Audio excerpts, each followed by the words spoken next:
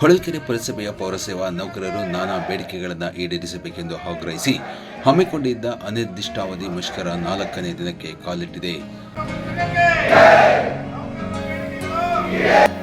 ಹೊಳಲ್ಕೆರೆ ಪುರಸಭೆಯ ಕಚೇರಿ ಕರ್ತವ್ಯದಿಂದ ಹೊರಗುಳಿದು ಶುಕ್ರವಾರ ಪುರಸಭೆಯ ಕಚೇರಿ ಎದುರು ಅನಿರ್ದಿಷ್ಟಾವಧಿ ಪ್ರತಿಭಟನೆಯನ್ನು ಮುಂದುವರಿಸಲಾಯಿತು.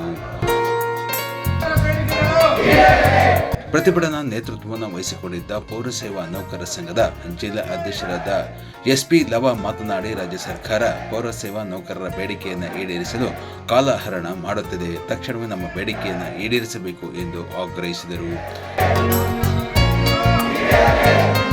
ಇದೇ ಸಮಯದಲ್ಲಿ ಜಿಲ್ಲಾ ಸಂಘದ ಜಿಲ್ಲಾ ಕಾರ್ಯದರ್ಶಿಯಾದ ಯೋಗೇಂದ್ರ, ಖಜಾಂಚಿಯಾದ ಪಾಲಯ್ಯ, ಜಿಲ್ಲಾ ಉಪಾಧ್ಯಕ್ಷರಾದ ನಾಗಭೂಷಣ್, ನೌಷದ್, ಬಸವರಾಜ್, ರುದ್ರಾಜ್ ಸೇರಿದಂತೆ ಹಲವಾರು ಮುಖಂಡರು ಪಾಲ್ಗೊಂಡಿದ್ದರು.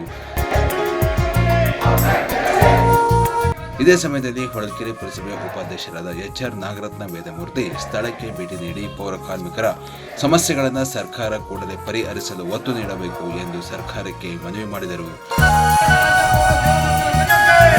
ಹೊಳಲ್ಕೆರೆ ಪುರಸಭೆಯ ಹಿರಿಯ ಸದಸ್ಯರಾದ PH ಮುರುಗೇಶ್ ಪ್ರತಿಭಟನೆಯಲ್ಲಿ ಪಾಲ್ಗೊಂಡು ಮಾತನಾಡಿ, ಸರ್ಕಾರ ಪೌರ ಸೇವಾ ನೌಕರರ ಎಲ್ಲ ಬೇಡಿಕೆಯನ್ನು ಈಡೇರಿಸಬೇಕು, ಅವರನ್ನು ಕಾಯಂ ನೌಕರರಾಗಿ ಪರಿಗಣಿಸಲು ಒತ್ತು ನೀಡಲು ಸರ್ಕಾರ ಮುಂದಾಗಬೇಕು ಎಂದು ಮನವಿ ಮಾಡಿದರು. ಇದೇ ಸಮಯದಲ್ಲಿ ಪುರಸಭೆಯ ಸದಸ್ಯರಾದ ವಸಂತರಾಜ್ ಸೇರಿದಂತೆ ಹಲವಾರು ಮುಖಂಡರು ಉಪಸ್ಥಿತರಿದ್ದರು.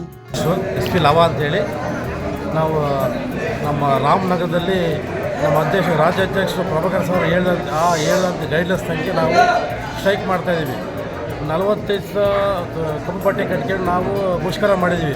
ಆ ಮುಷ್ಕರಕ್ಕೆ ಸರ್ಕಾರ ಯಾವುದೇ ರೀತಿ ಬೇಡಿಕೆ ಈಡೇರಿಸಿಲ್ಲ. ಮತ್ತು 27ರಿಂದ ಮುಷ್ಕರ ಮಾಡ್ತಾಯಿದ್ದೀವಿ, ರಾಜ್ಯಾಂತರ ಮಾಡ್ತಿದ್ದೀವಿ.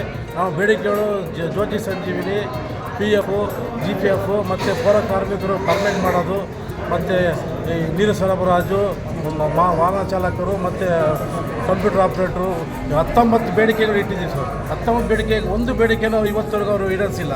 ಅದಕ್ಕೋಸ್ಕರ ನಮ್ಮ ರಾಜ್ಯಾಧ್ಯಕ್ಷರು ಏನು ತೀರ್ಮಾನ ತಂದು ಅಲ್ಲೇ ತನಕ ನಾವು ಮುಷ್ಕರ ಮಾಡ್ತಾನೆ ಇರ್ತೀವಿ.